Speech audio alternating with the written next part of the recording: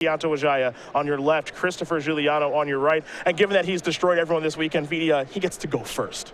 Yeah, the overall 1 seed here by a mile.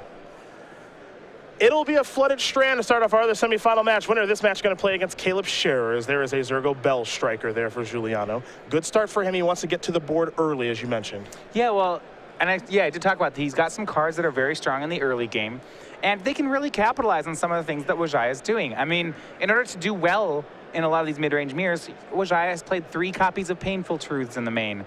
You know, he only has 2 ultimate prices. He has some main deck duresses. There's a lot of ways he's not positioned to deal with Zergo Bell Striker. 1 Bell Striker is fine. If Giuliano maybe pairs it with a Swift Spear, then I become worried. It's an island there for Vidi. He'll pass the turn back, representing a couple different things, but most notably, Silumgar's Scorn as we go back Giuliano's way. Yeah, Silumgar's Scorn and Ultimate Price are the things he could have here. Zergo going to come across for 2. Vidi going to fall down to 17. We'll see if Giuliano has a follow-up. He'll play a Wooded Foothills, and he'll sacrifice that. So I think we'll have a mountain on the way here in just a moment. And there is a basic mountain. Red-Black Dragons here. A nearly mono red deck. It has black cards for Murder's Cut, Kolaghan's Command, and then Kolaghan the Storm's Fury. Yeah, a little bit of splash in the sideboard as well, but you also see he'll touch in blue in the sideboard with Negate. We'll get to that after game number 1, as there's a Hangarback Walker. Now, the interesting thing about Hangarback Walkers, it does get countered, which I think is good for Vidi, is that card has really fallen off a cliff in the format, and I imagine Christopher probably took advantage of people not really preparing for that card this weekend. Well, when you look at the removal spells that Esper Dragons has played, one of the banes of the Esper Dragons deck has been Hangarback Walker. I mean, it's really hard to play Foul Tongue Invocation against that card. And you see some respect then. Zergo Bell Striker is good against Dragons, and Hangarback's good. They don't always seem like they go in the same deck, but in this position, they're both good. Plains is what Wijaya is going to search up here with a Flooded Strand. He'll fall down to 16, perhaps a Foul Tongue Invocation on the way. It'll be a Painful Truth. Look at his face there as he casts that. Painful indeed as he falls down to 13. I think he knows he's playing with fire, literally, here. Well, you know, you get 3 cards, and you hope if you're VD, I untap, and the worst it is that I'm at 11. Not any lower than that. Here comes Zergo. It's going to be 11. We'll see what comes next here for Giuliano. Yeah, what I do like about Esper Dragons is that I love the interaction between Painful Truths and Foul Tongue Invocation. How you can, you know, some of these decks playing Painful Truths have no ways to mitigate the life loss, but that's just not true for this one. Land number 4 on the way. It'll be a Shambling Vent, pass the turn back. Giuliano will untap. You saw his land for the turn was a Polluted Delta. That can search up a Smoldering Marsh if necessary. Here comes Zergo again. 6 damage now? Yeah, 6 damage from Zergo Bell Striker, just showing off that those 1-drops are just so important. Giuliano just going to pass the turn back. Have the ability to play a Thunderbreak Regent this turn, electing not to, as Wijaya is going to draw an island. No real need to. And we talked about how once you start getting into the late game or the burnout range, how Red-Black Dragons will be much better positioned than something like a Tarka Red. Giuliano's staying back on Wild Slashers and Exquisite Firecrafts, I believe. Dragonlord Ochitai is here, and Giuliano's going to untap, and it's time for him to take a draw. This hand that Wijaya kept did not work out at all. I mean, not yet. It's possible. I mean, he's at 9. It's possible for him to still win this game. If he wins it, it'll be a steal. Yep. Painful Truth didn't find any removal spells. Giuliano going to fall down to 18. He's going to search up a land here. I imagine we'll see a Smoldering Marsh as he's going to sacrifice Polluted Delta as well. I think if you're VD, even though you are on the play, game 1 you probably feel like you're a dog. You know, especially if Foul Tongue Invocation doesn't show up and do its thing. Yeah, you need that. You need those 4 life points to work with. Or you'd like to have them at the very least. Absolutely. He hasn't found that card just yet. You see Wild Slash over there in Giuliano's hand. There's a Kolaghan, the Storm's Fury as well.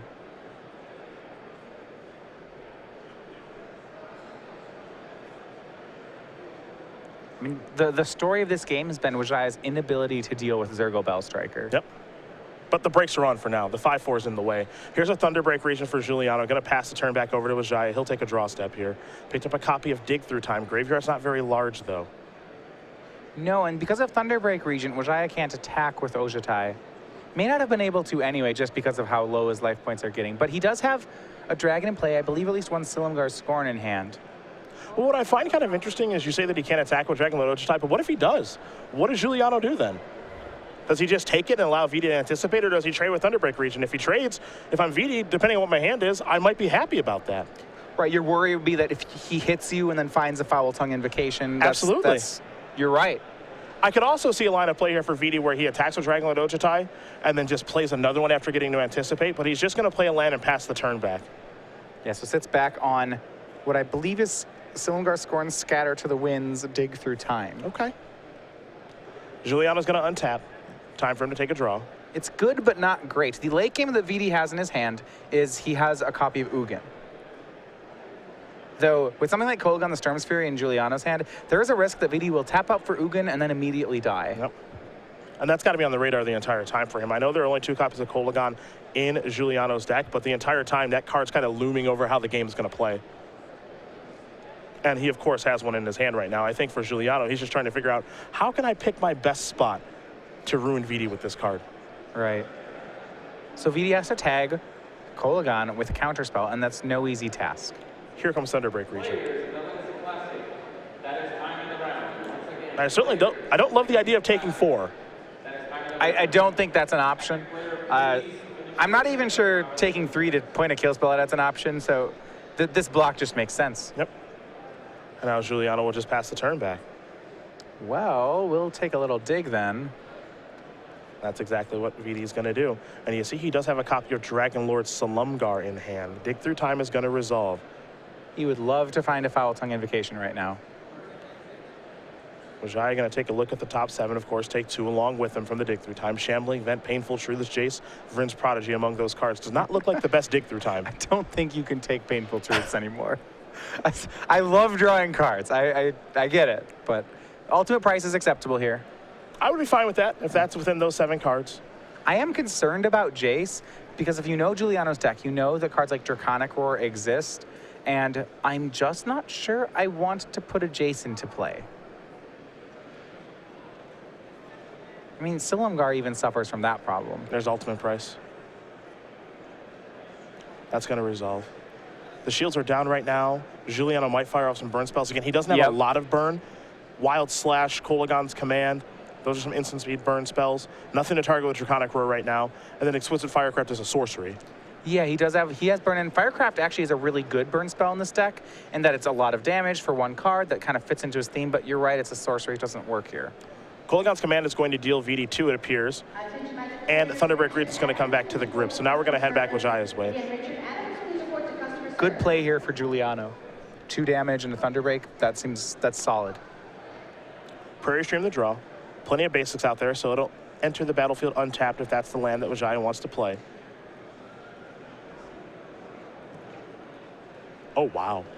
He is going to play Painful Truce and fall down to 4. All right, I was wrong. I guess he can play that. Ooh, all right. Well, he found a Foul Tongue. A Flooded Strand into Dig Through Time. It's risky, but it's a risk he's willing to take. Again, because this deck doesn't really burn you out very well. If there were a Tarkus Command, Stoke the Flames, all that stuff running around, if I'm VD, I'd be a little bit more scared, but that's not out there. Now, 2 Wild Slash could steal the game. Yeah. That's not even unreasonable. Wild Slash plus Kolaghan's Command. Giuliano thinking about casting one of these Wild Slashes. And VD goes down to 2 immediately. Now it's time to discard a Polluted Delta and simply pass the turn back over to Giuliano. He'll untap. He'll draw. It doesn't even hurt to have to discard a card here because I don't think Wijaya can crack fetches anymore. Yeah, you think that's off the table? I mean, I guess 2 and 1 are the same number, but yeah, life points are a high enough resource that I don't want to spend one getting another land. Giuliano just going to pass the turn back, not willing to cast a copy of Kolaghan's Command here or Thunderbreak Regent. Going to try to pick his spot. If he's hoping that Wijaya will tap mana for him, I don't think that's going to happen. No, I don't think so either. Giuliano just going to pass the turn back again. And right now, if you're VD, you're obviously going to tread lightly. But at the same time, if Christopher's not casting a spell and you know he has a Thunderbreak Regent in his hand, that means that you know he's got an instant speed burn spell that he's trying to kill you with. Just look at the heads-up play here by Wijaya. The resource, the life point management this game has been really phenomenal.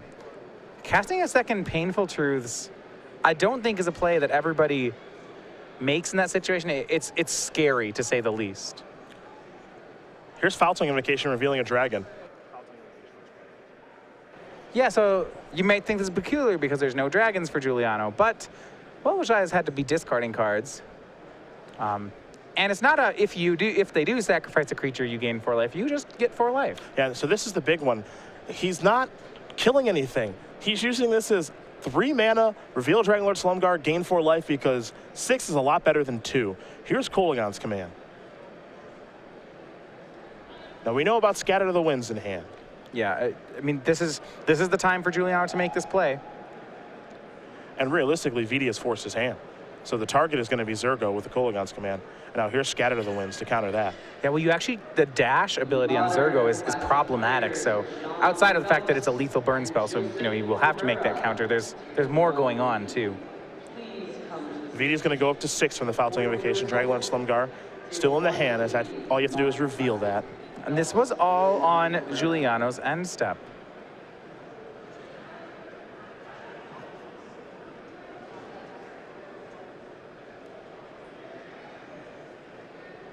Yeah, the mana was tapped a little bit differently there by Vidi. He left up Shambling Vent and Sunken Hollow, so he wouldn't be able to dig through time with the way that he actually tapped his mana for that spell.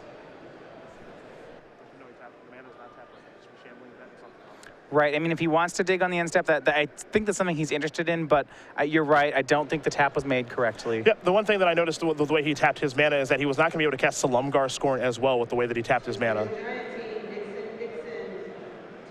Right. So that was with that, it makes it easier for Wijaya. No play on end step. Now he'll get to draw a card. It's a Shambling Vent. Another copy of Foul Tongue Invocation in Wijaya's hand. I do think he may have turned the corner here. Yeah, I'm curious to see if he's willing to do something like fire up Shambling Vent to get into the red zone just to go up to 8. I'm not sure if he thinks that accomplishes much, because Shambling Vent on defense means that Zergo doesn't do very much. Yeah, well, one thing he's done this game, and remember how he took a Painful Truths and not a Jace off his dig through time, is that I believe he's giving respect to Draconic Roar right now. Now, eventually, if he gets enough life points, he can stop respecting that card. Well, the shields are... Well, now. Yeah. The shields are down. The shields are very much down. This is Ugin. Well, you have to watch out. Dashed Kolaghan could steal a game now. Yeah. He's at 6. Shambling Vent's the land. Pass the turn back. Kolaghan plus Wild Slash. Kolaghan plus Kolaghan's command. Yep. There's a lot of things that can seal the game out right from underneath Vidi at this stage. However, 6 is a lot different than 5 in this situation. And I think that's part of the reason that he is willing to play Ugin on this turn and saying, Christopher, do your worst. And it's unlikely that your worst can kill me. He doesn't have to play around Wild Slash, except for off the top of the deck, because he was dead to Wild Slash last turn, and Juliano didn't have one. He knows there's only... Well, there are 3 Kolaghan's commands in the list, so he's dead to the 3rd command, but that's unlikely. What I think here is really benefiting Wijaya is his ability to know Giuliano's deck list going into game 1, and the care he has taken to correctly play around it. That's Flame Lake Phoenix. Gonna bring Vidi down to 4. He'll untap all those lands. Time to draw a card. Duress is the draw, and that's gonna be useful. The information, more than anything off this Duress, is gonna be fantastic for Wijaya. Gotta figure out which land he wants to use. He's just gonna use a basic swamp. We'll get an idea of what Giuliano's working with here. Now he'll know to keep that the strategy of not playing creatures has paid off. 2 Murderous Cuts, a Draconic Roar, a Thunderbreak Regent that was returned via Kolaghan's command, and the Kolaghan that he's been playing around the entire game, he has nailed it correctly. Giuliano's had it in his hand this whole time. So well played by Wijaya. Does mean that his Shambling Vents cannot activate. Or at least not until he has some more life points to work with. Yeah, the Vents are in a troublesome spot because of those Murderous Cuts, because those cuts, along with the Draconic Roar, they don't have anything else better to do. Remember, Wijaya has 1 Foul Tongue Invocation in hand, so he can snag one of those 2 dragons. I'm assuming Ugin will take care of the Phoenix. Looks like Draconic Roar is going to bite the dust. Yeah, so if he takes Roar, now Shambling Vents, well, I guess could in theory do something. Now, the reality is that they'll get hit by Murderous Cuts. Yep. Ugin's going up. I was actually interested to see whether or not Ugin was going to go up to kill the Phoenix or go down to exile the Phoenix, because there is potential for Giuliano to get it back into play. That said, Ugin has an ultimate that if Wijaya gets it off, should win the game for him. Yeah, and I think that's probably the plan here for Vidi, is to get to the ultimate. Now, Vidi's going to play Dig Through Time. He'll delve away a bunch of cards, take a look at the top 7 cards, take 2 with them, of course.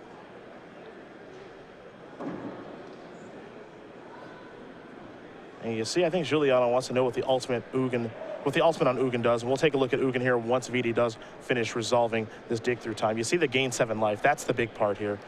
Draw 7, put 7 permanents on the battlefield. That's all well and good, but going from 4 to 11. Yeah, that is going to be hard for Giuliano to come back from. That's the reason we saw him plus Ugin, is it now puts it in range of that ultimate next turn. Yep.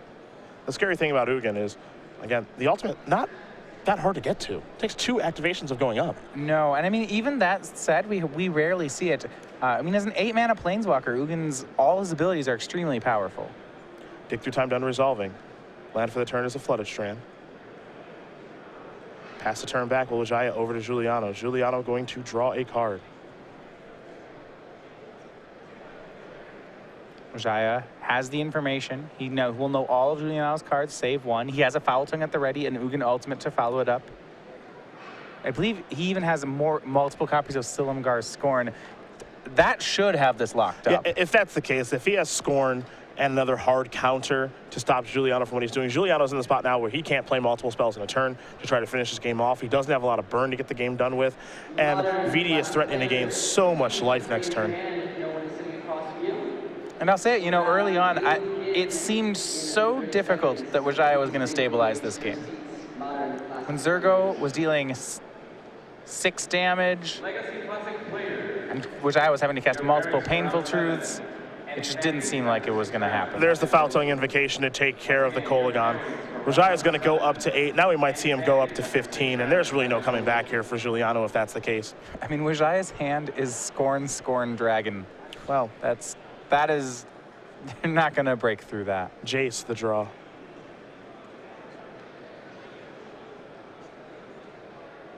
Ah, yes, cash it in.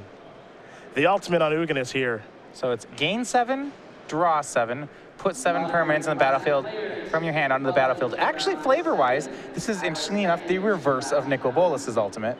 Very true. See, because they actually fought. So Ugin was the good guy, Bolas was the bad guy. Does Ugin feel like the good guy right now? Well, when they fought, Ugin didn't win. That's the thing. A bunch of permanents are going to be entering here. And Vidi's found cards like Crux of Fate, Utter End, Duress. Then you see Nicol Bolas, 7 damage target player. That player discards 7 cards, then sacrifices 7 permanents. Yeah, Bolas kills the other player, and Ugin. See, Ugin doesn't mess with your opponent. He just does he does nice things for you. A very friendly Spirit Dragon. Yeah, I mean, in this situation, it's going to also, as a consequence, kill your opponent. Yeah. Here's Duress. Draconic Roar with the draw for Giuliano last turn. The 2 Murderous Cuts along with the Thunderbreak Regent still in hand, but Wijaya has stabilized and is now looking for a way to close out the game. Between Dragonlord Silumgar, these Shambling Vents, and the hard counter magic he has, it's only a matter of time. Yeah, I mean, 15 life, so many. And what's really tough here for Giuliano, especially if you're rooting for him at home, is I think game 1's a very important one for him to get. He's the aggressor. I know he's on the draw because Wijaya was the #1 overall seed, and he's got a good sideboard to bring to the table, but game 1 for these aggressive strategies is so important against the control decks. Yeah, game 1 is important. Now, we'll get to that in a second. Normally you expect the control deck to get better after board, and I'm not saying that isn't true, but it's much closer than we'd expect. Yeah. Wijaya going to search for Prairie Stream now. Falls down to 14. Might be thinking Shambling Vent here. Wants to make sure he's got plenty of blue mana available for the Silumgar Scorns.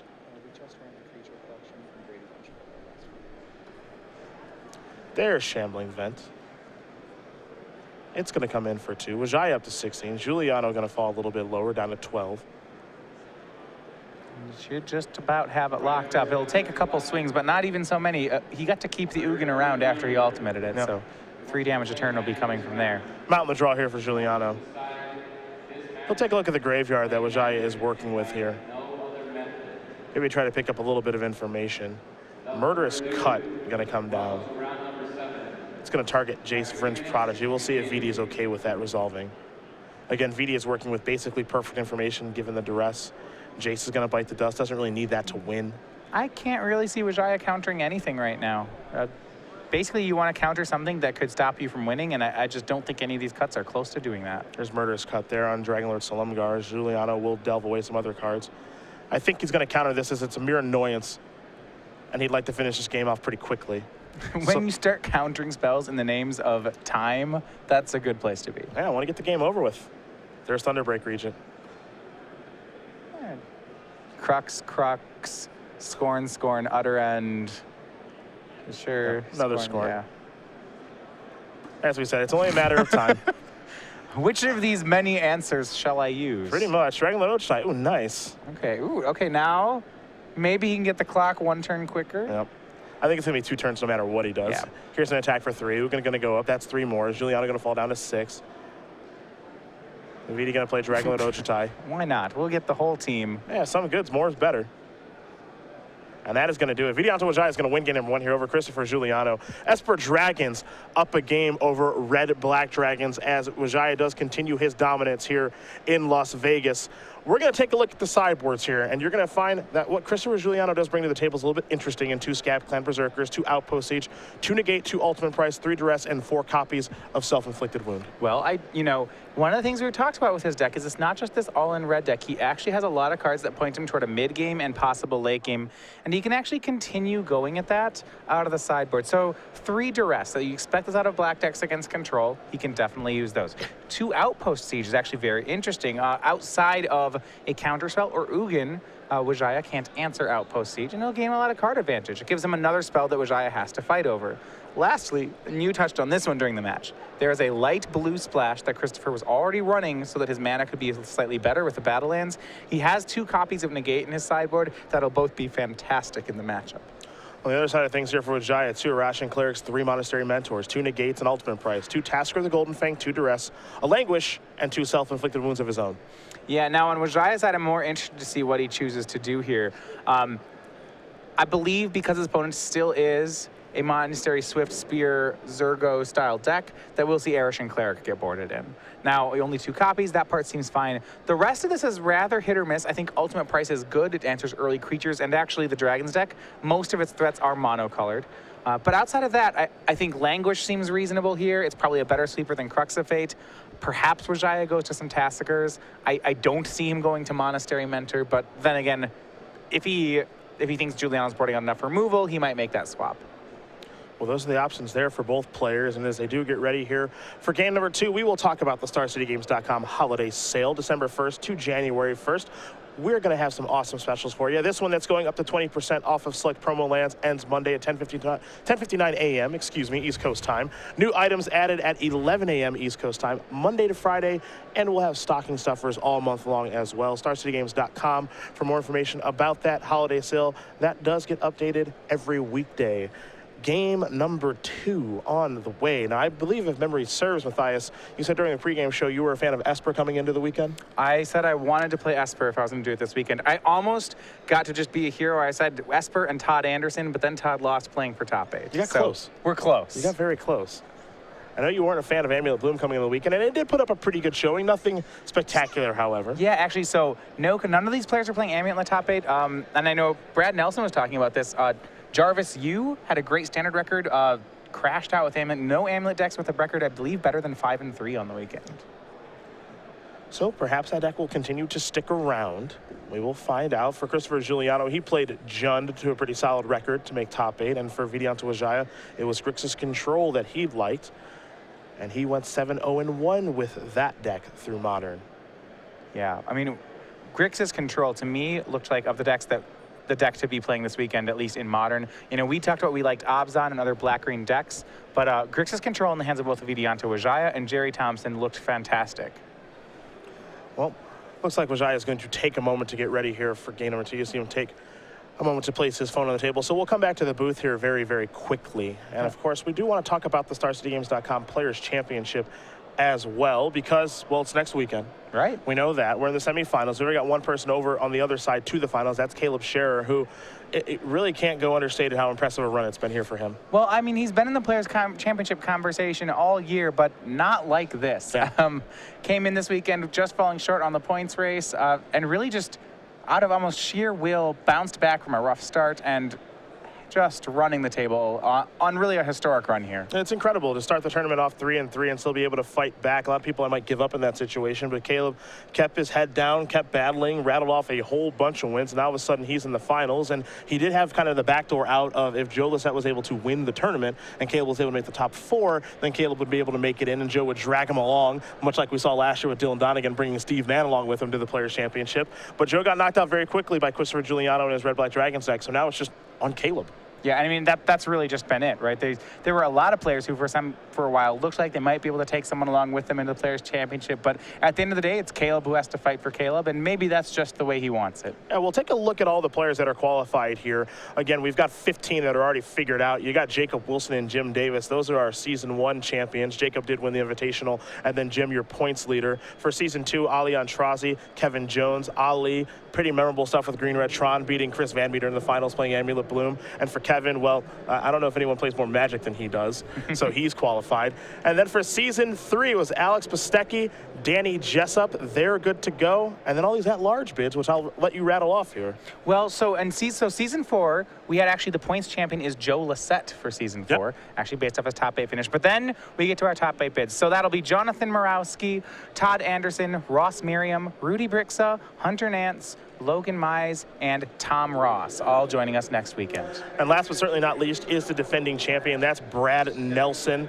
He won our Players' Championship last year. He walked out of there with a $10,000 check and a big smile on his face, and he'll be ready to battle again next weekend. Already preparing in Roanoke here this weekend as he does watch the coverage. We just got to figure out who that 16th person is going to be. It's going to be one of the 3 players left: Caleb Scherer, Vidianto Wijaya, or Christopher Giuliano. And I'll tell you, what a story it would be if Caleb was able to pull this off. If Caleb gets it, I mean, yeah, absolutely. And it would be well-deserved on his part. I'm out of range for points. Screw it. I'll just win the tournament. Who cares? That's easy. Though some notable players standing his name, and I still think if you want to look at, you know, a player who just has been dominant this weekend, both in deck selection, deck building, and really in play, Pro Tour experience, Vidianto Wijaya is just really impressive. And I like Caleb's run, and, you know, it might get there, but I still, Vidi is the player to beat. It's hard to pick against him, even though Caleb's run has been incredibly impressive. Vidi's run has been just about as good, and one could argue even better. He's lost 1 match this weekend. Right. Against very difficult competition, and he has been the best of the bunch thus far. Again, he's lost 1 match to Jeff Hoagland in Standard very early on in the tournament, has not lost since, kept winning, even though he was already locked with a couple rounds to go. Finally drew in the last round, and now here he is in the semifinals, up a game. And it's hard to say if this is a good or bad matchup for him. I think it's close. Well, and, you know, we talked about it, and at one point I said, you know, we can talk about the matchup, but I wanted to talk about the pilot, and that showed up in Game 1. Yeah. Game 1 looked rough. His draws were weak. They weren't matching up well. He had to cast a Painful Truths at 6 life points. And that's, you know, if you want to talk about the story about Game 1, we can look at their deck list, and we can talk about that. Or I can just say, Vidi played that one to the victory. He played very well, as he has been all weekend long. There's a reason he is a Grand Prix champion, 5 Open Series top 8s, 1 win in Vegas in 2012, and maybe, to add to the resume, an invitational win. He's up against a Zergo right now. Last game, Zergo dealt 6 points of damage before it was answered, and that was with Giuliano on the draw. Yep. He has Zergo on the play here, and it might be adding a Swift Spirit to it, and he is. So here's an attack for 3, which is going to fall down to 17. Giuliano does have a follow-up here with a land. We'll just see which one he wants to play. He's going to go with Pluto Delta and simply pass the turn back over to Wijaya. Wijaya drawing a copy of Painful Truths. Might be a little bit surprised to see that still in the deck after sideboard. Well, I mean, he really didn't have any fear about casting him Game 1. He needs card advantage. Yeah. But Red Black Dragons, this is the scary part, doing a great impression here of a red deck. Mono red, I guess, a Natarka red deck. 3 lands left in hand here for Giuliano. Vidi's got to be thrilled to see that on the other side of the table. A Polluted Delta, a Mountain, and a Smoldering Marsh. Nailed a self-inflicted wound with the duress. Going to write down the information. And for Giuliano, the draw step's very important now. Yeah, I was a little surprised to see self-inflicted wound. Sometimes you see players board that in against Esper Dragons because it is a way to answer Dragon Lord Ojutai. It's probably his only way to kill it. But that said, if you're looking at green and white creatures in Wijaya's deck, that's it. Unless Giuliano expects him to board in, you know, Monastery Mentor, I suppose Arishan Cleric, and I don't even think the odds of hitting Mentor with this spell are good at all. Yeah, I think that's actually pretty low, and it's tough to say if Vidi's going to board that card in or not. You do get to clear out the Cleric, which you have to imagine is coming in. But for what it's worth, it's unclear how many self-inflicted wounds have been boarded in either. I wouldn't be surprised if it's just 2. Yeah, he has 4 on the board. If he has all 4 in, that seems like overkill. But 2 is pretty reasonable. Wijaya down to 14. Haven of the Spirit Dragon is the draw. So with all lands, Wijaya is just going to have to make sure he can clear up these creatures. We do see Foul Tongue Invocation in his hand. I believe with a dragon. Yeah, it has a copy of Dragonlord Salumgar. Another fetch line here for Wijaya at a virtual 12. Giuliano gonna untap and draw. Yeah, that part is getting scary. You know, you have 2 uncracked fetch lands here. You're taking some damage.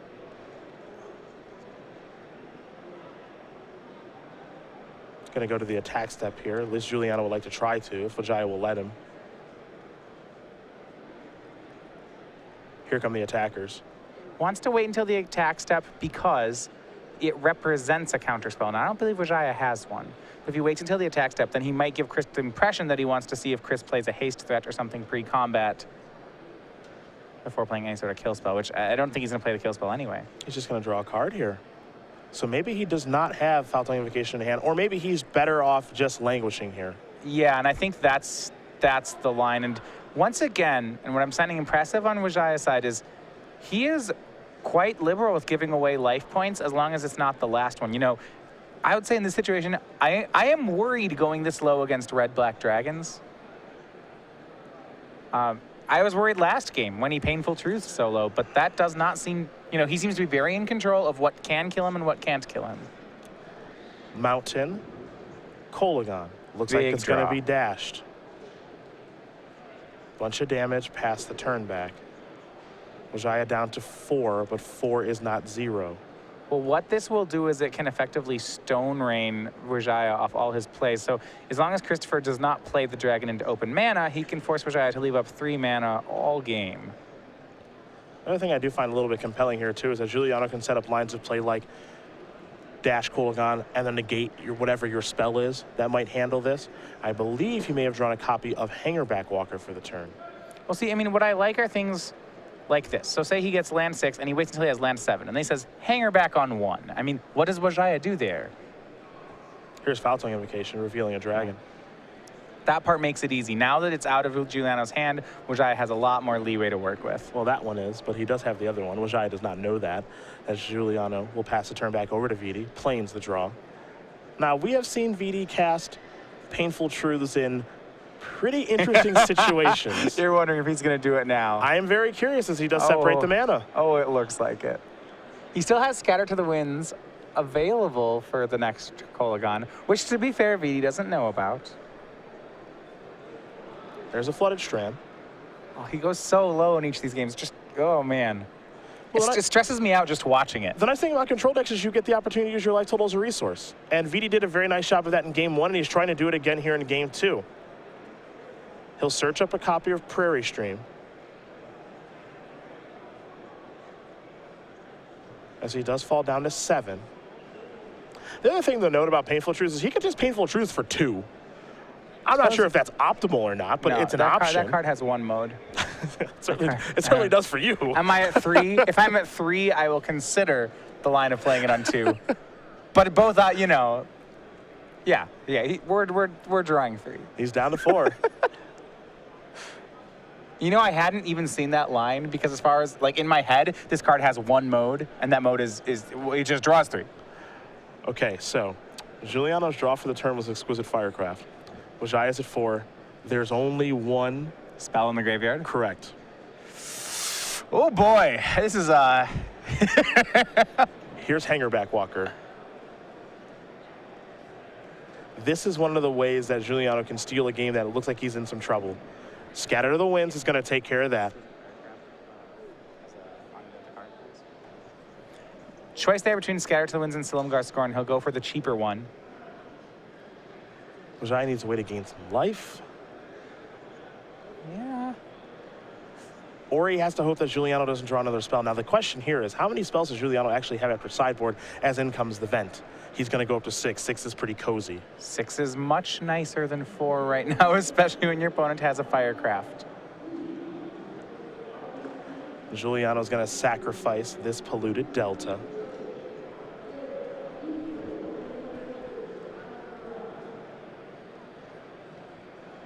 Gonna search up a copy of Sunken Hollow.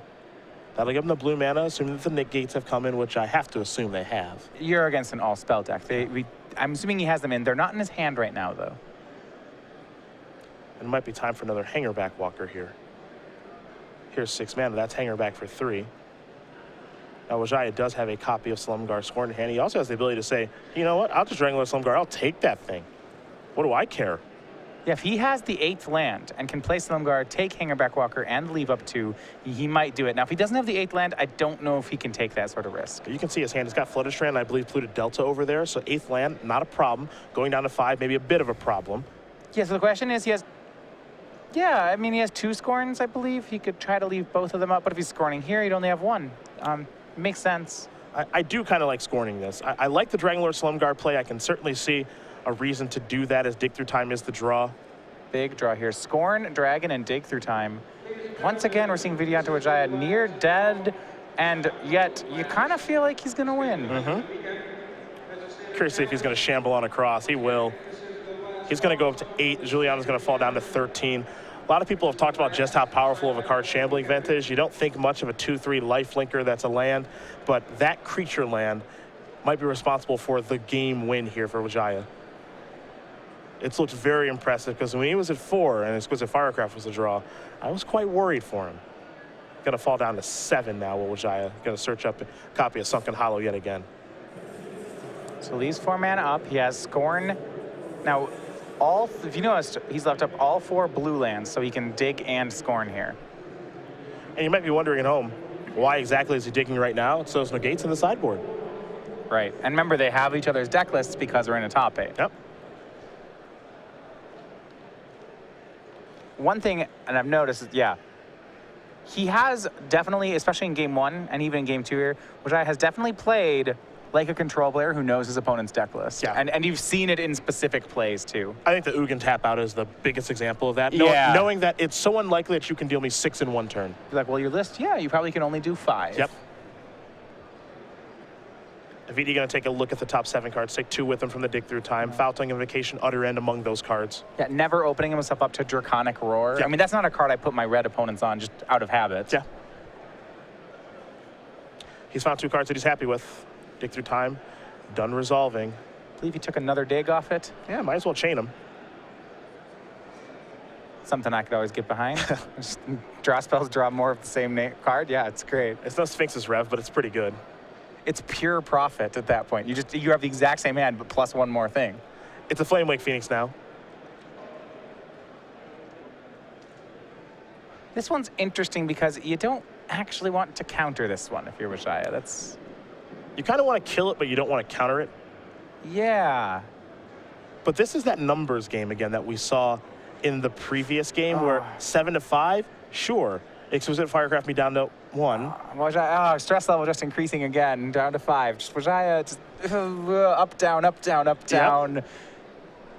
But not dead. No, I know, it's great. He's doing it perfectly, but it's just, it hurts to watch. Here's Dragonlord Slumgar. You feel comfortable enough to cast this big thing. Well, maybe we just don't kill the Phoenix or counter it. You could steal it. It's a way to win. It is, I guess, the cleanest answer to Flame Wake Phoenix. Yeah. Juliano going to draw a card. Picked up another copy of Flame Wake Phoenix. So he has Phoenix, Kolagon, and Firecraft, I believe, remaining. And this is another spot where, Wijaya is at 5. Firecraft deals 4. Now we'll see what Giuliano wants to do. Because if his plan is to tap out for Kolagon, we know Wijaya has found a copy of Foul-Tongue Invocation. Giuliano doesn't know that, but you could assume with the way that VD has tapped, that Kolagon's probably no good right now.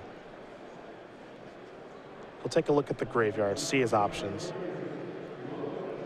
VD will do the same. Kolagon's command, a card to definitely think about when looking at the graveyard.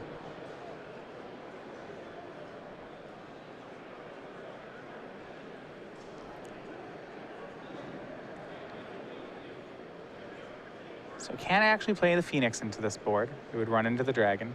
Yep, there's Kolagon again. Seems like the conclusion he's come to So things aren't going to get any better, so he needs to put Wijaya to the test. One Vidi doesn't care about it all. There's foul tongue Invocation, dragging on the battlefield, going up to 9, and 9 is so much for Giuliano to deal in this situation. Vidi quickly untapping, getting ready to draw, and I think attack again. That was a shrug, I guess I have to make you have it moment from Giuliano. Unfortunately for him, Wijaya had it. Yep. And with that play, I believe we're going to see a 2-0 lead for Wijaya. I think so. I don't think there's any way for Giuliano to come back here. It's going to take one heck of a set of draw steps, and I'm not entirely sure what those draw steps could be. Vidi's going to sacrifice a fetch land, go down to 8, dig a land out of the deck. It'll be a Prairie Stream.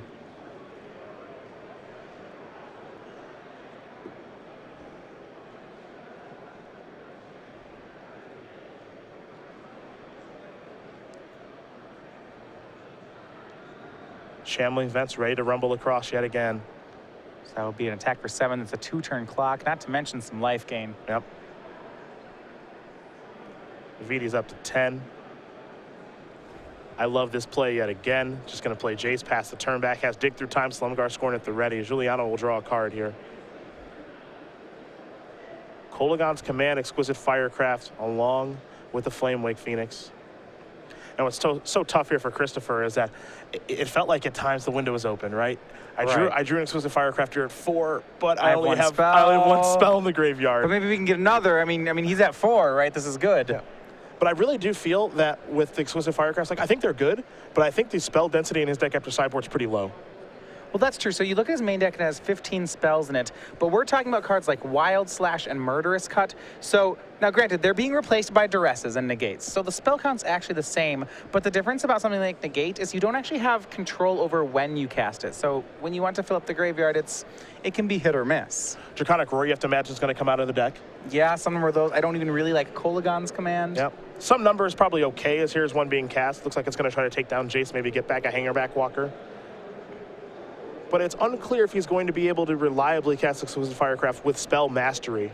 Yeah, and one of the reasons I don't like Kolagon's Command in this matchup is you see it's a good 2-for-1 here, but I mean, once you start playing the card advantage game against Esper, you know, you look at this board and you just don't care that Giuliano might get a 2-for-1 here. Here's a dig through time in response. Sure. Yeah. If you want to play a card advantage game, then sure. Esper's down. It's going to be 2 damage to Jason. Return Kolagon the Storm's Fury if it resolves. Now, Vidi going to take a look at the top 7 cards here, take 2 with him. And with this information, we'll see how he feels about Kolagon's Command resolving. Duress among these cards. I mean, he has the luxury that he can let it resolve. But that said, he may just be far enough ahead that he'll choose not to anyway.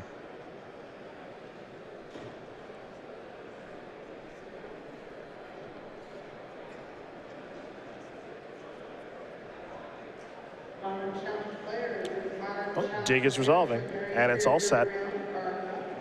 And I believe Vidianto had a Silumgar Scorn in hand and simply chose not to counter. Flexing his muscles. Here's Flamewake Phoenix. You can play it post-combat, of course. However, Silumgar Scorn is going to counter that. 7 damage on the board. Yep. Shambling Vent will help out, and Vidianto Wijaya does win game number 2 here over Christopher Giuliano. Esper Dragons up 2 games here over Red Black Dragons, and it's been a masterclass here through 2 games of how to use your life total as a resource. Yeah, I mean, each game we see Vidianto Wijaya going below 10, down to 4, 5 life. Both games we had situations where Wijaya's life total was 1 point higher than the amount of burn in Giuliano's hand, or sometimes it was the same. We've had lethal burn spells on the stack multiple times, but each time it was either 1 point short or didn't resolve, and then Wijaya turned it around for the win.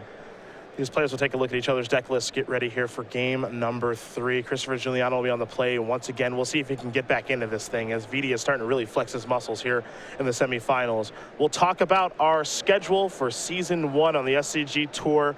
Of course, we do have an Open taking place behind us here in Las Vegas. That's kind of the first big event that we do have take place for Season 1.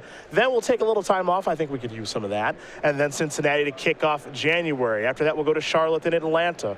Columbus in the regional championships if you're not qualified for the Pro Tour. Louisville, then Philadelphia, where we'll have some legacy action for you guys. Indianapolis, Baltimore, and wrap it up in Columbus, April 15th through the 17th. Standard and Modern with a Standard and Top 8, where we'll be punching some tickets to the Players' Championship for 2016. And of course, for all of you to play in our open, that's our main event. It's the Kitchen Lynx playmat, a cat that just can't handle milk. I mean, he's just having a lot of fun here. A parody on Kitchen Finks. Yeah, I mean, anything with cats is pretty much going to be one of my favorite things. I'll certainly be picking one up. Do you own a cat? I do have a pet cat. Nice, very nice. I had a feeling that you would have a pet cat. Yeah. I'm doing a little pet research. I can show you pictures of her on my phone if you're interested. After the match. I have a lot of them. After the match. Wait, you have a lot of cats? No, a lot of pictures of the same one okay, cat. Okay, understood. Yeah. Understood. That's when you own a cat. That's what you have to do is take lots of pictures of your cat and show them to people. I don't see you posting them on Facebook very much. No, I don't post them much on Facebook. No, I keep them for myself. They're for me. Game number 3 about to be underway here between Wijaya and Giuliano. I've been doing a little pet research as I'm moving to Roanoke to work in the home office for Star City Games. So I'm thinking cat. I've heard dogs, you got to be around a lot. Not great if you travel a bunch.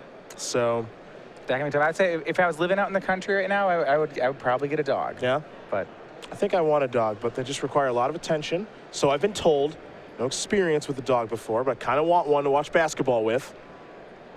Tired of watching the games by myself. We'll see. Fish, for a while I was going to do fish, but I think fish are just a lame pet. You don't really interact with them. Yeah. I mean, you can watch them, and that's where it stops. It's hard to even classify fish as a pet. I think they're just there. They're a decoration. Is that I think fair? that's more accurate, yeah. Okay. They're just kind of there, not really doing very much. One thing I do want to do, but I've been told this is a bad idea, I want a porcupine as a pet. I have never seen a pet porcupine.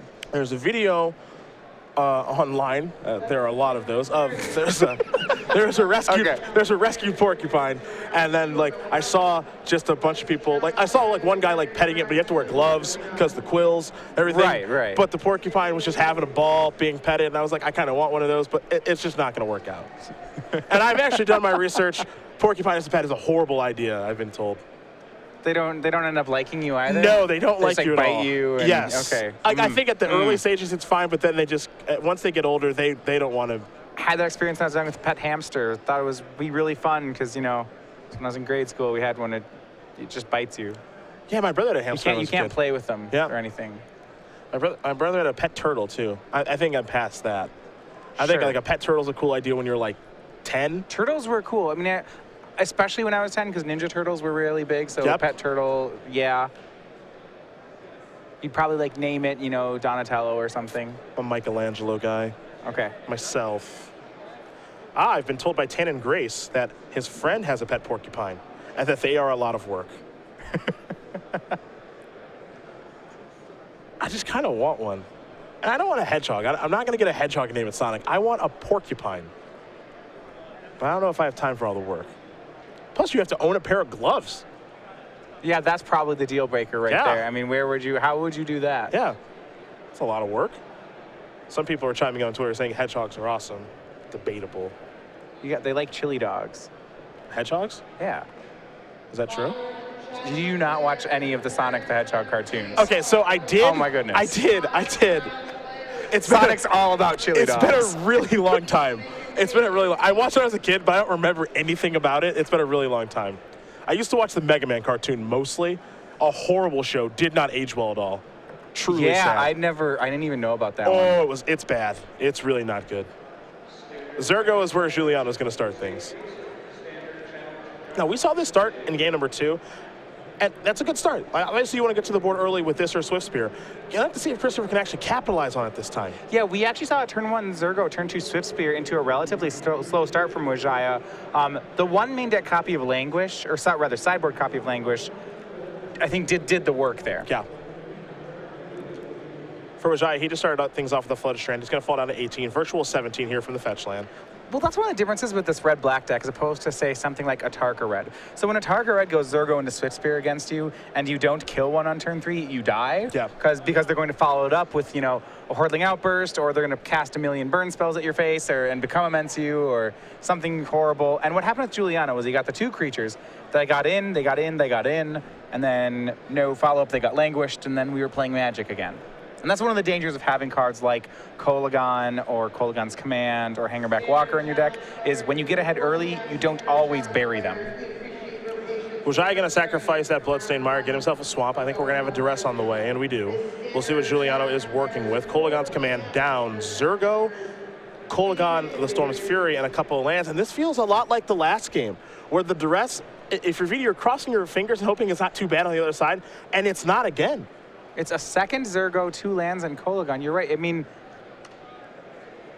Vidi's great. Okay, he has to answer the Kolaghan. I suppose if he answers Zergo, Giuliano will play another one, but... So now Vidi gets to choose whether he wants to kill Zergo or just take 2 a turn for a while. There's not going to be a follow-up. So it might be another game where he uses his life total as a resource? Because Giuliano's not making him pay he's not progressively paying life points. Okay, he's paying 2 a turn. It's not 2, then 4, then 6, then dead. Yep. So yeah, if it's only 2 a turn, sure. Vidi may just, yeah, he'll take time to set it up. He drew a copy of Foul Tongue Invocation for the turn. Unclear if he has a dragon in his hand at this point. Well, what he can do is if he wants to Foul Tongue away the Zergo, he can wait until Giuliano goes to combat, and then it'll die. Giuliano can't play the replacement Zergo until the next turn. He gets the creature and he gets the attack phase. Yep. Juliano going to search up a copy of Smoldering Marsh with that Bloodstained Mire. Here comes Zergo again. Down to 13. So you can kill it during attacks, or you can go one step farther, just take 2. Kill it on the unstep. Just don't kill it? Yeah, also an option. Sure. Flood is Dragon to be sacrificed. Battle lands are all live, of course. 2 basics out there on the battlefield. Vidi thinking Smoldering Marsh, maybe Prairie Stream if he wants the white mana right now. And he'll go with Prairie Stream.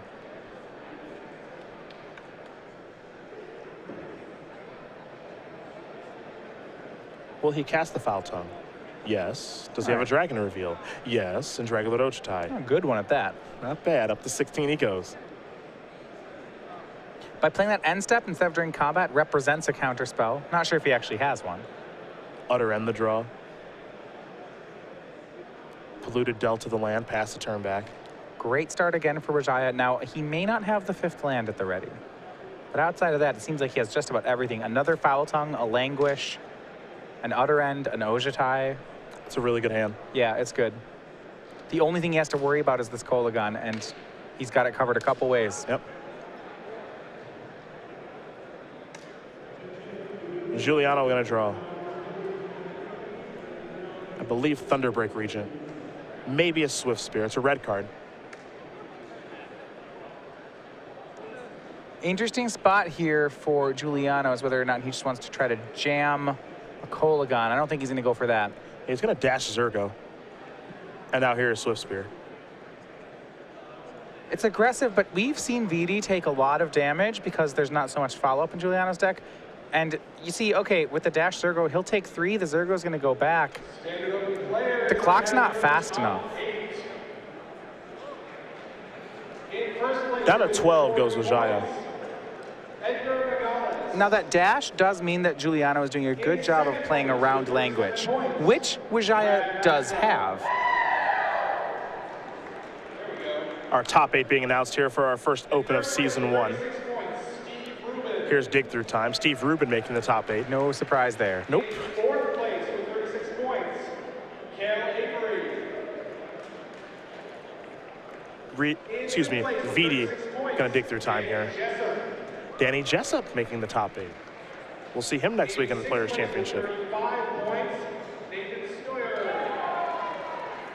Pretty reasonable dig through time here. See backup copy of Ojutai, Painful Truths. No, it's not bad at all. And in 8th place with 34 points, a clean cut, Brian Braun-Duin. 8th place, Brian Braun-Duin. So pretty big, good collection of names here starting off the 2016 season. Absolutely. If I just announce your name, please report to the feature match area. Vidi taking just a little bit more time to make sure he knows how he wants to resolve this dig. Report to the feature match area. And he's found 2 cards he's happy with.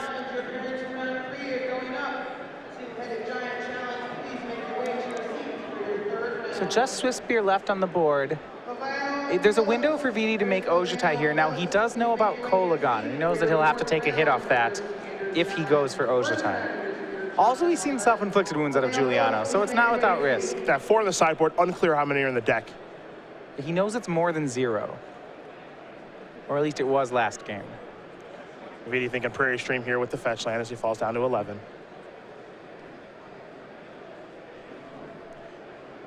Oh, dare you to beat it. This is my favorite aspect of this deck. You know your opponent has stuff, or potentially could have stuff, but you have to kill this thing. It's not. I mean, it's a pure control deck up until when it isn't. I mean, it gets to turn. It's a control deck that almost always on turn 5 when it has Ojutai just taps out and casts it and says, dares you to do something better. Yep. If you can, good for you. If you can't, you probably lose. Yeah.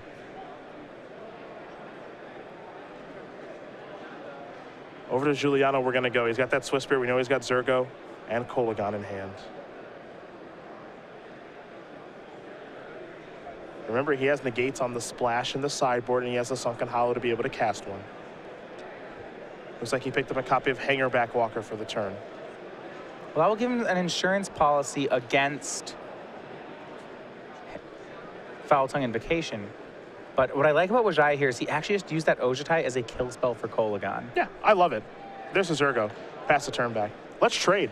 I think he might have a backup Ojutai in hand. I'm not taking that kind of hit here. Look at that. Okay, so actually what happened was, now we're putting it together. He cast that Dig Through Time the previous turn, took a second Ojutai, played the first one, expecting to have to trade it for Kolagon, and already had his backup one at the ready. That's, well, good foresight. Tasker the draw. Well, 2 creatures means Languish looks pretty good now. Yeah, we saw him cast Languish on these 2 creatures last game. And truthfully, I think Vidi, as far as playing the turns out in his head of how they're going to go, he's done a masterful job of that. He's got Languish for these 2. He's got Utter End for Hangarback Walker in case Juliano does draw it. And we know Juliano has a Hangarback Walker in hand that he can make very large. It's hard for Vidi to normally beat, but he's got the answer. Now here's Flamewake Phoenix. That's going to come across for 2. Wijaya's going to fall down to 9.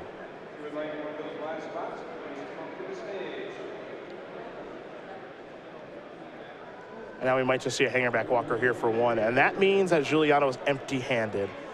And Wijaya can move forward however he'd like. He has Wijaya to 9, but 9's looking like an awfully big number. It's the ultimate price, Foul Tongue Invocation, Silumgar, all in Wijaya's hand.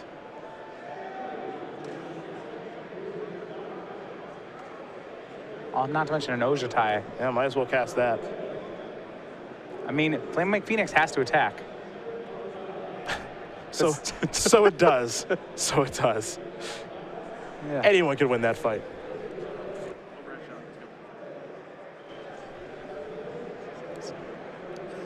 Not a bad top deck. Yeah, that is probably the best top deck Giuliano could hope for here. Now, I don't know if it'll be enough, but it's worth looking at.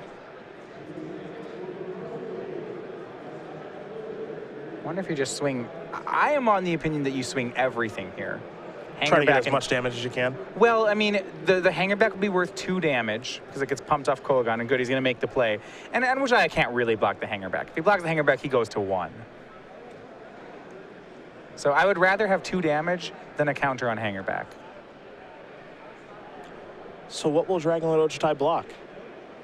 Well, that's the question. Flamewake Phoenix looks pretty good here.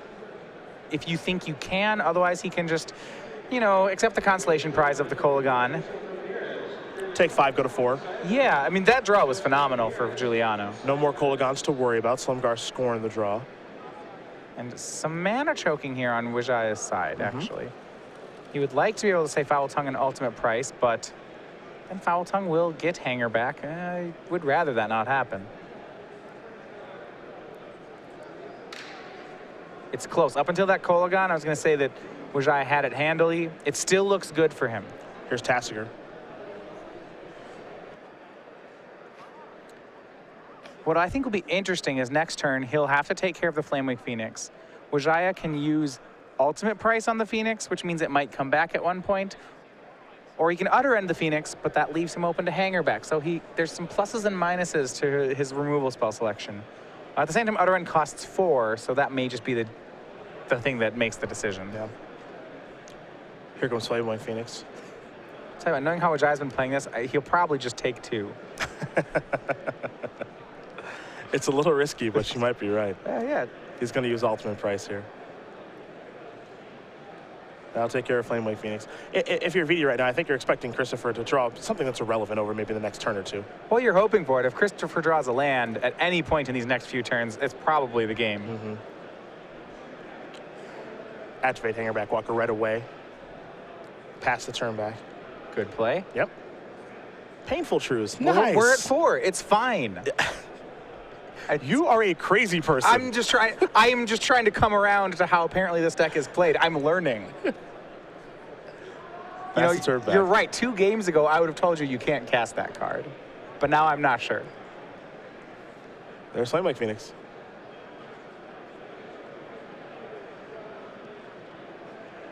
See what VD wants to do about this. Foul Tongue, Scorn, Utter End are his instants available. If he puts 2 copies of Phoenix in the graveyard, it means he'll have to save that Silumgar Scorn or save a kill spell basically for any 4-power creature that could ever present itself. They're scoring. And take care of Flamewake Phoenix. Yeah, any card like Thunderbreak Regent, big stuff like that. Yeah, you don't want all these Phoenixes jumping out of the graveyard. Yep. Time to untap. And what I've liked here with Wijaya's side, he's stuck on 5 mana, and lots of other players are stuck on 5. You see them really prioritize something like mana efficiency. On the last 2 turns, he's been playing his cheapest spell, even though he's stuck on mana. It's been very mana inefficient, so instead he's valuing lining up the removal how he wants to, and really just doesn't care about the ability to cast maybe 2 things down the line. Dragonlord Slumgar. Target Hangarback Walker. Pump. Draconic Roar. Ooh. Oh, wow. Nice play by Giuliano. All right. 3 Thopters. That's excellent. If he finds Thunderbreak Regent, I think he wins. Oh, my. And he does Thunderbreak Regent. Oh, my. Get back to 2 Flamewake Phoenixes. That's going to do it. Wow. He can block 1 Flamewake Phoenix. Yeah, what a turn of events here. That's going to get it for Giuliano. A huge top deck there from Giuliano, and that is going to do it. Christopher Giuliano is going to win game number 3 here over Vidianto Wijaya. Red Black Dragons, Esper Dragons, getting ready here for game number 4. He gave himself the best chance. And what might have been an oversight on Wijaya's part, it looked very safe to make that play, and it really took a combination of things to get it for him. But that combination happened, and Giuliano's on the board. And you have to imagine Draconic Roar was not on Vidianto's radar, going to make 3 tokens out of nowhere like that, but that's exactly what happened. Giuliano, as you said, he's on the board. All right, so 1 game on his side. We are going to a game 4. I'm surprised. I thought Vidi had that game pretty well wrapped up. Yeah, I mean, you see what? 1 card in hand, Hangarback Walker, Utter End in VD's hand. You think, how's he going to lose this? It seems great.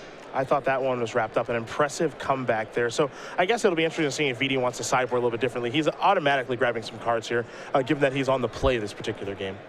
Yeah, and there is some punishment there. So when I talked before about how he was valuing mana, the spells over their efficiency. So say we have some more efficient spells, then maybe VD can do something like Utter End the Hangarback Walker, and then gets to Silumgar's Scorn, the Draconic Roar. Maybe he can play 2 spells to get around it.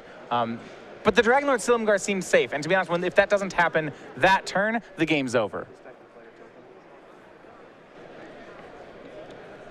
Well, we do get ready here for our next game. And what a game that one was. And we'll talk about our Season 3 Invitational Champion very quickly. That's, of course, Alex Bistecki. And he's got that Germ token. Not a lot of time left to get it, of course, because we're going to have a new token after this. Rumor has it, VD, if he does win, thinking a Stang token. So Stang Twin Token, that's from Legends. Yeah, it's an old one. Yeah. But a goodie. And a rumor has it, Caleb Scherer thinking a Storm token if he can get one of those. Not sure what Giuliano's thinking, but we know what Bistecki was thinking. He wanted a Germ token for his Battered Skull, so he's got one. The ways to go about getting this, pretty simple. All Open Series players will get one. All 5K Premier IQ players will get one.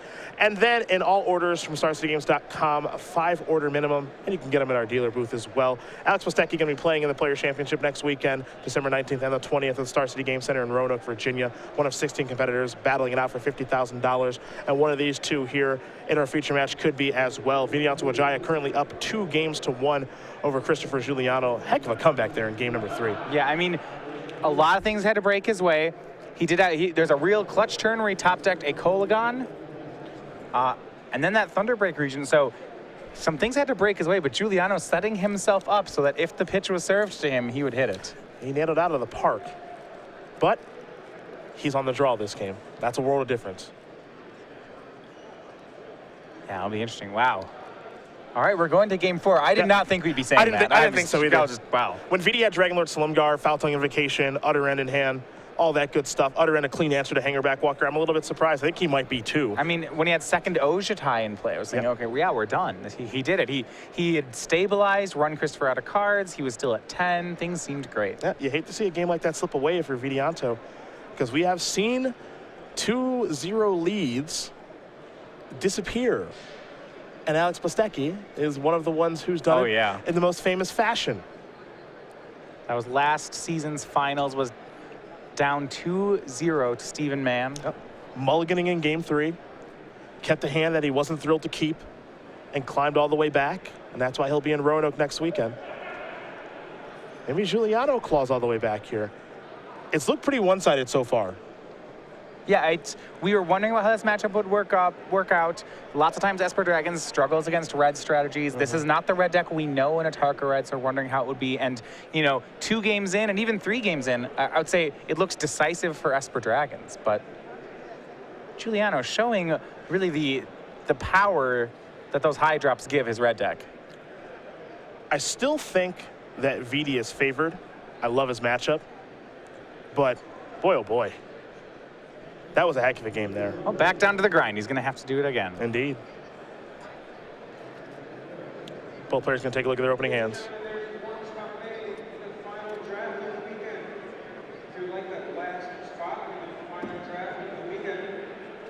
He's happy with what he's found. Juliano going to take a mulligan very quickly. Not happy with what he's seen. Curious to see how well this Red-Black Dragons deck does mulligan. Well, what I'm interested is what might happen. We've seen a turn 1 Zergo 3 for 3 from Giuliano.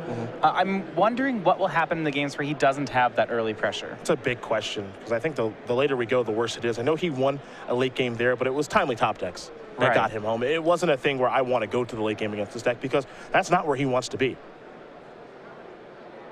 He's got some cards that if he works his way into the mid-game that can get the game for him, like Kolagon, like Thunderbreak Region. But the longer we go, that's when cards like Ugin start showing up. That's when multiple counter spells are in hand for Vidi. That's when he's had a pretty high life total thanks to Shambling Vent.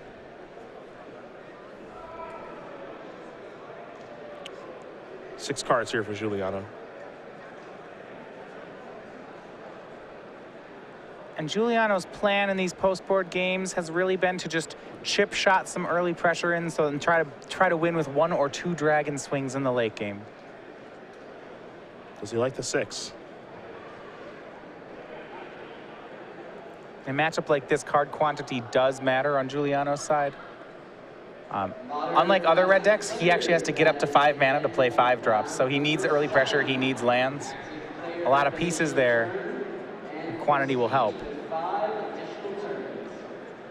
He's going to keep the 6. Top card very quickly goes to the bottom from the scry.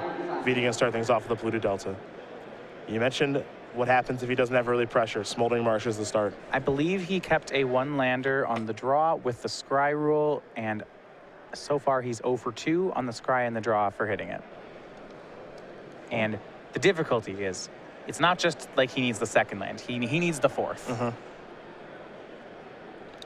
Those are not good odds. Sunken Hollow. That's the land that Vidi did fine with the Polluted Delta. There's an island past the turn back. Giuliano. Does he get to play? I think so. Yes. All right. There's Zergo. Wants to play around Salumgar's Scorn. Pass the turn back over to Wijaya. Wijaya will draw a copy of Ultimate Price. Well, I believe it's on turn 2 because he kept his 1-lander had the battle land on turn 1, and I think he drew them. Yeah, he drew the mountain.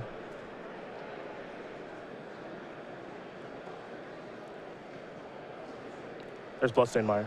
A duress picked up from Wijaya. May get to have a look at just what Giuliano's keep was.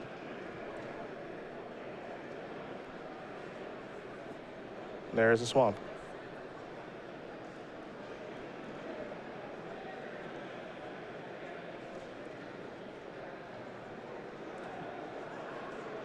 And let's see what that grip is. Hangarback Walker, negate, self-inflicted wound. Flamewake Phoenix, Thunderbreak Regent.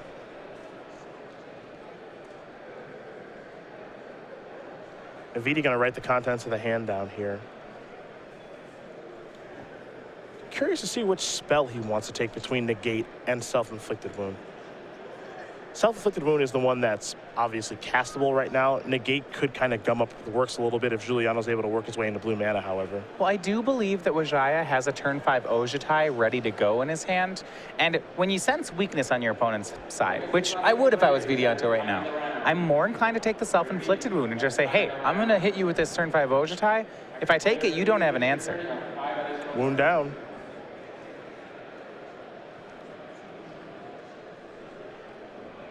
The big test is on Juliano to see if he can draw lands and blue lands at that. Yep.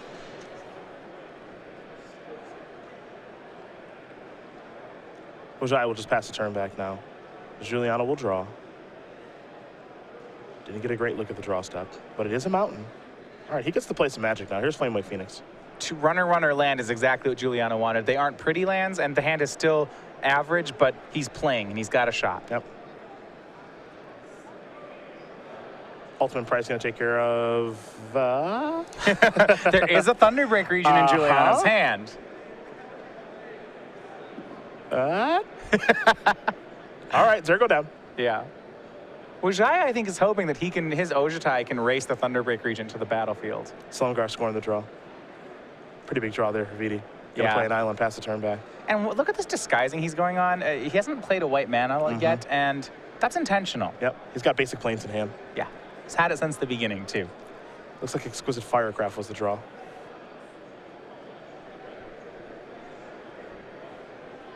Yeah.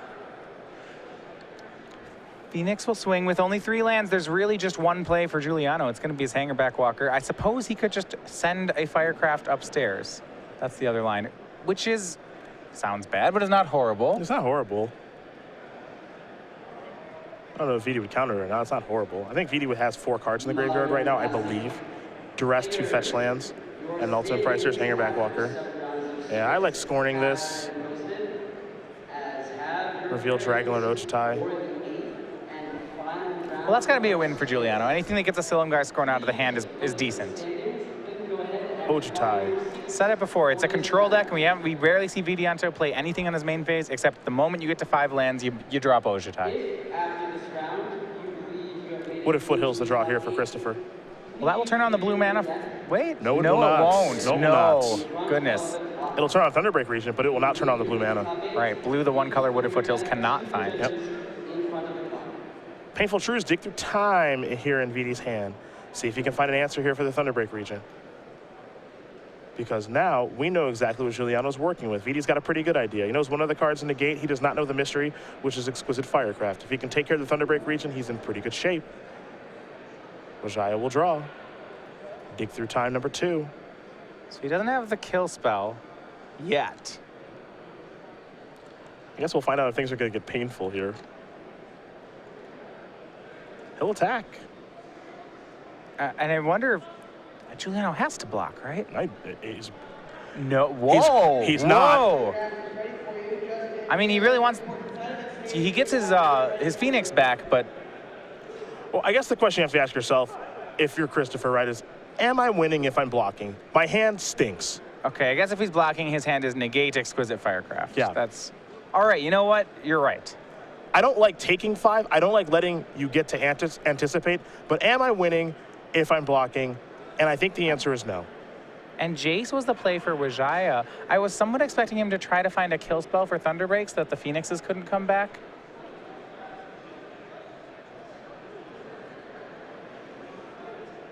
The Bloodstained Mire is actually a pretty relevant draw here. Well, one thing you'll see Esper Dragons players do frequently is once Ojutai starts connecting, is they actually abandon the control strategy altogether and just start to try to race you. Ojutai is a 5-power flyer. It's pretty good at it, actually.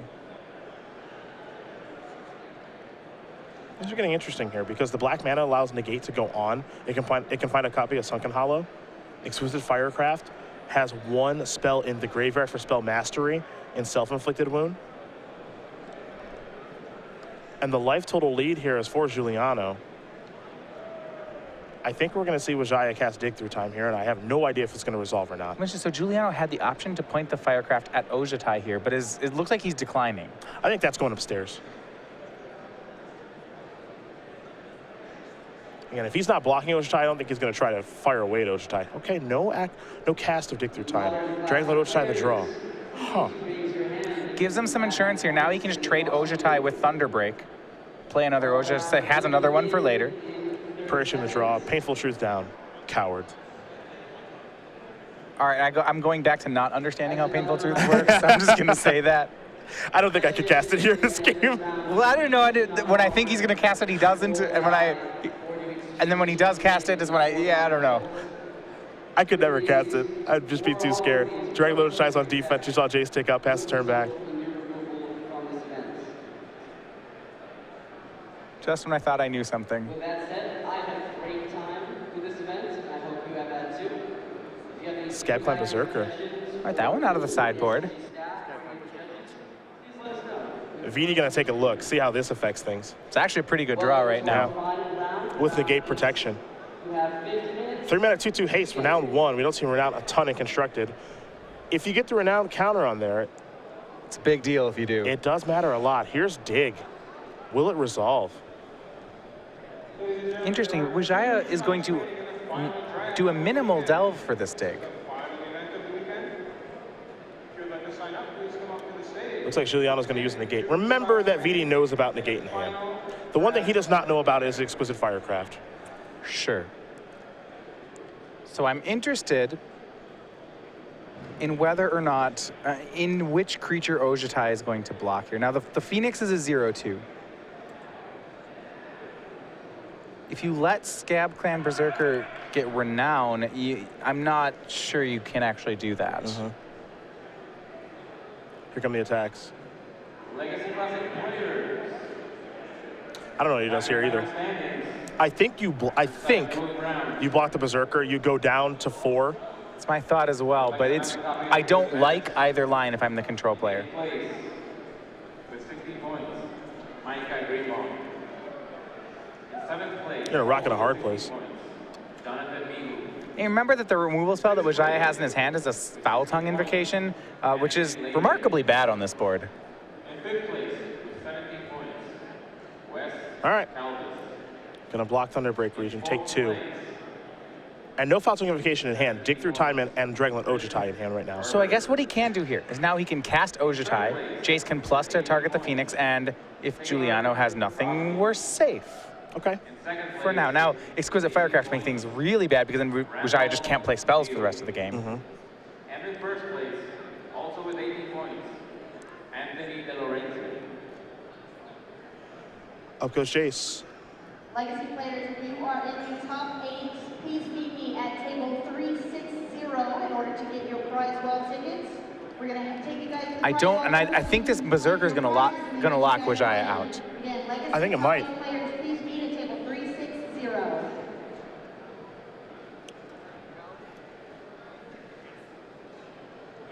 All right, Berserker. Draglet Ojutai pass. So yeah, at 6, I mentioned this earlier, if Giuliano points the Exquisite Firecraft at Wijaya, he'll go to 2, and he'll be unable to cast non-creature spells for the rest of the game, or, well, he has an out, but it's tough. This was a great draw. Zergo gonna be dashed. Everybody's going over to Vidianto. So I do want to point out something here is that this is a missed sequence for Giuliano. What he wanted to do here was Exquisite Firecraft pre-combat on Vidianto and then swing. Right, because now if Ojutai blocks the Scab Clan Berserker, and say Wijaya has some sort of counterspell, he actually will not take damage on the counter and could survive through the turn. Well, the Berserker right now is a 1-power creature. So he would take 4 and go down to 2, and then the Firecraft can't be countered. So Spell Mastery. Yeah, Spell Mastery, so he's good. All right. I think Stand corrected. I think Vidi's in a no-outer. Yep, there's Exquisite Firecraft. Spell Mastery, and that's going to do it. Christopher Giuliano has tied things up here against Vidianto Wijaya. Red-Black Dragons and Esper Dragons are getting ready here for game number 5, as unlikely as it looked in the middle of game number 3. Yeah, so some chinks may be showing in the armor for Wijaya. He's been dominant today. I mean, the start of this match looks dominant, but now we're going to 5. And it's all based off of the fact of a Draconic Roar that I can't imagine Vidi thought was in Christopher's deck at the end of game number 3. Blew up a Hangarback Walker, made 3 Thopters, top deck a Thunderbreak Regent, bring back 2 copies of Flame Wake Phoenix, and all of a sudden, he wins game 3. He's won game 4, and Christopher Giuliano, he might win game 5. And what a situation has been.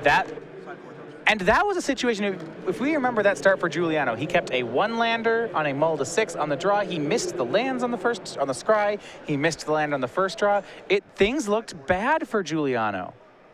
It looked horrible.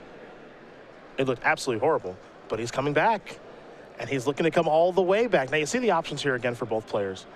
We'll start with Wijaya since he's on the play. 2 Ration Clerics, 3 Monastery Mentors, 2 Negates and Ultimate Price, 2 Tassigers, 2 Duress, a Languish, 2 Self-Inflicted Wound. We have seen Ultimate Price. We've seen Tassiger. We don't know if both are in, but we know at least one. We've seen Duress. We know Languish is there. Right. I have to imagine Negate is floating around there somewhere, and a Ration Cleric.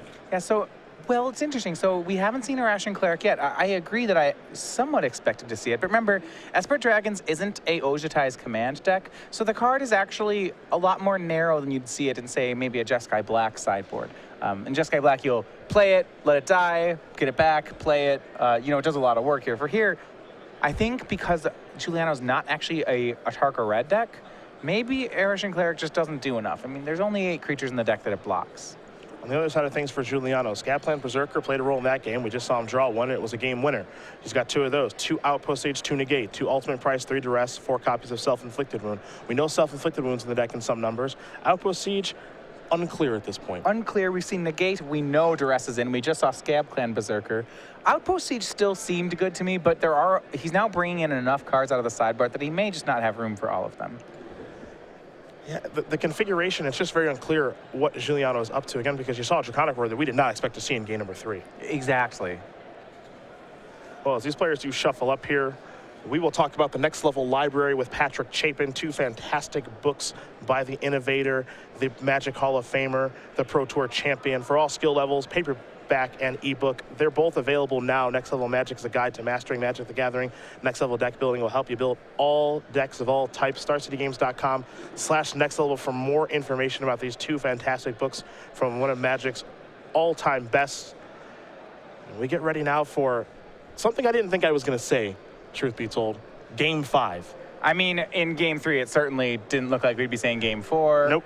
In game 4, I didn't think we'd be going to game 5. Yep. Giuliano has had comebacks in both of these. I'm sure Caleb Scherer, who is watching on eagerly, don't know who he wants to win this match. I'm not sure if he thinks he has a better matchup against Esper Dragons, Red Black Dragons, if he thinks he has a bad matchup against one of these 2 decks. Yeah, who knows? It's close. I would assume he'd rather play against Giuliano's deck, but this Red Black Dragons deck is a bit of an unknown as far as what its matchups are. 7-1. Christopher Giuliano went with that deck in the standard portion. You count the quarterfinal match, make it 8-1. He wins this one. All of a sudden, it's 9-1. At that point, all bets are off. Yeah. Vidianto Wijaya will be on the play. He'll take a look at his opening 7. Magic players, we have 2 spots remaining in the final draft of the weekend. See if he likes his opener. Esper Dragons has a lot more leeway on the kind of openers it can keep. Generally, anything with 3 lands, 4 spells is pretty much a green light. Both players going to keep. We're underway here in game number 5. Winner of this going on to the finals. It's a Mountain, it's a Monastery Swift Spear here for Giuliano.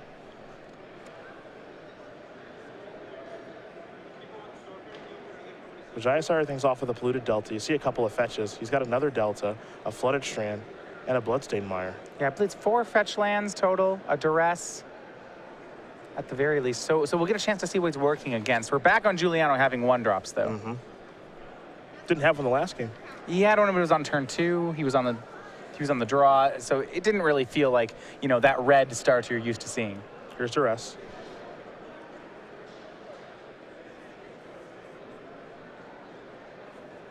Another Swift Spear. Wild Slash. Wow. All right. Firecraft. A Swamp and a Sunken Hollow. So these are cards that I would not have expected to see in post-board, something like Wild Slash. But if you look at the hand, I mean, it is a double Monastery Swift Spear hand. I am more okay with it. If you playing, a turn 2 of another Swift Spear, Wild Slash your face, take 4, that's not shabby. Clean answer for Jace. Wijaya has shown that he has some number of those still in his deck. Again, not sure how many. Yeah, but that's if you look at that turn I mentioned of turn 2 Swift Spear Wild Slash, that's all of the spells in Giuliano's hand. He's back to playing off the top of his deck. And he only has him at 18. That's a ways away. Negate the draw step. Well, that's great. Yeah, that one's concealed. Another Swift Spear. The negate will go a long way. I think so. Murderous cut the draw here for Vidi. Scatter to the winds in hand. Dragonlord Ojutai as well. You know that's what the deck's working towards. Wijaya going to sacrifice both of these fetch lands. Some pluses and minuses to his mana. He's been on all fetch lands this game. Doesn't mean his Murderous Cut is just a great bet. You know, he can scorn and cut this turn with the graveyard he's built up. So he can do that too. Tasigur. How good is that right here? It's really good. That you know, thing is huge. I was thinking about kill spells and about how this negate was going to be great, but you know what? This 4/5 is, let's ignore everything else but the 4/5 on the text. I mean, Giuliano has a pair of 1/2s with prowess, a wild slash, and a negate. Even if he slashes the Tasigur and attacks into it, he still can't kill it. Bloodstained Mire. A brick wall right here. Sometimes the start with small creatures giving beatdowns is good. Sometimes it's not. Sometimes you need to go to the skies. Looks like Juliano needs to find his dragons and Flamewake Phoenixes now. Well, he's going to have to do it soon because Wijaya is going to build his way up to Ojutai's, and as soon as he hits to Ojutai, then Wijaya will be the one attacking. There's a mountain. The other thing he can work towards too now is he can start actually activating Tasigur. Get some card advantage. Why not? Fill up the graveyard. He plays other cards with Delve, Murderous Cuts in the deck. Juliano will draw. Wooded Foothills. And the top decks that have served him so well in coming back in games 3 and 4, not being as friendly here. He's got just a little long on lands. It's a swamp and just a passing of the turn.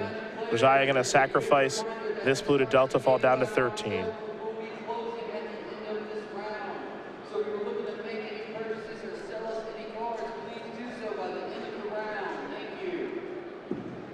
That is a Sunken Hollow. Again, all battle lands are going to enter the battlefield untapped. And why not? I think we might see this end of turn Tasigur activation. Yep. There it is. Turn over a couple of cards here. Oh, nice. Painful Truths. You can have that. Well, I mean, it's better than the Languish. I mean, I don't think you want to give him that one on this board. I think you're right. Another Tasigur the draw. So Wijaya does have to be concerned that if he taps out here for Ojutai, you know, he may have to end up trading it with a Kolagon. That seems to be what happens every time he does. I'm curious to see if he's willing to cast Dragonlord Ojutai this turn. He's done it so many times when we've watched him. It seems like a pretty decent spot for Painful Truths. We mentioned it about Esper Dragons. When you get to 5 lands and have an Ojutai, it's very frequently the correct line. On this board, it's excellent, too. So he can start attacking with Ojutai. Giuliano doesn't have the kill spell for it. Wijaya going to sacrifice this Flooded Strand. Down to 12.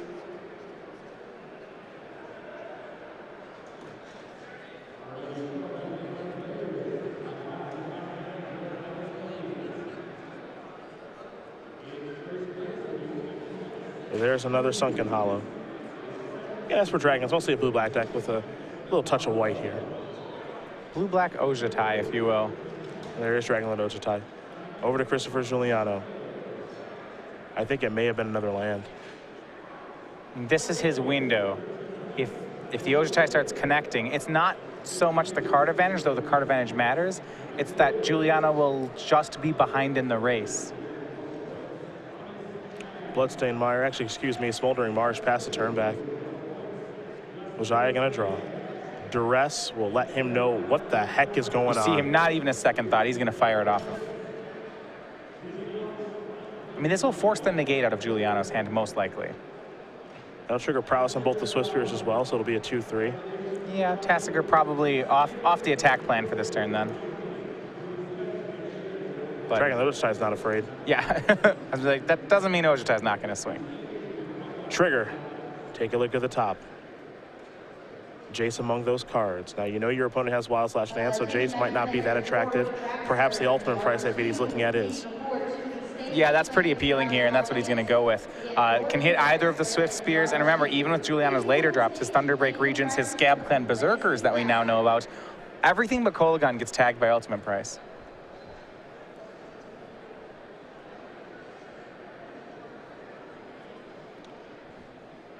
Zergo appears to be the draw step.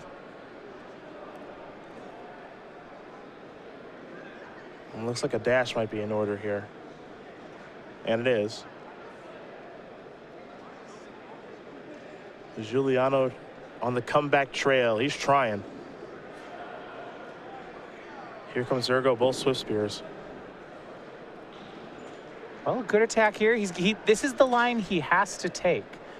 You know, he doesn't have a way to defend against Ojutai, so his best defense needs to be an offense, even if it's an offense that he's not sure will work.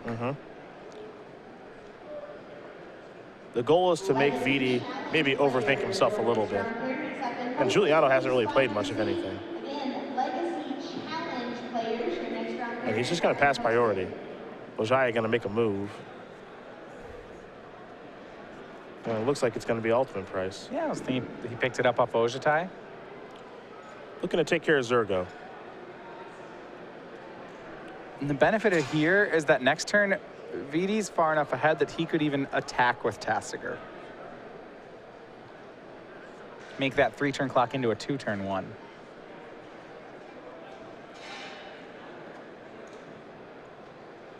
See if he's ready to pass priority. I mean, if he is, this attack only did 1. Like I said, a bit of a Hail Mary. Yeah, land, Wild Slash. Giuliano, if he Wild Slashes Vidi, he'll put him to 8, but he'll lose the Swift Spear nonetheless. Wild Slashing the Tasigur doesn't get you anywhere. It's only 4 damage total. There's Wild Slash, gonna go upstairs. Murderous Cut gonna go there. And that's just Wijaya flexing his muscles in this situation. He could have taken that 4 if he wanted. He'll take 2 from the slash. With Swift Spear down, other Swift Spear down. And though Vidi has not got to look at Christopher's hand, I think he senses the weakness. Absolutely. I mean, everything's off the board. This is 2 attacks. Yep. He'll draw. Sunken Hollow. Here he comes. In for 9. Trigger Dragonlord Ojutai. Dragonlord Slumguard, Duress among those cards. You know, and for a brief moment here, it looked like Wijaya may have been mortal this weekend, but Wijaya reminding us that he's the first seed for good reason. Self-inflicted wounds going to be countered by Scatter to the Winds, and that is going to do it. Vidianto Wijaya is going to win this match here over Christopher Giuliano, 3-2. Esper Dragons will take care of Red Black Dragons for the #1 overall seed in the tournament, getting ready to battle against the other story of the tournament, Caleb Scherer.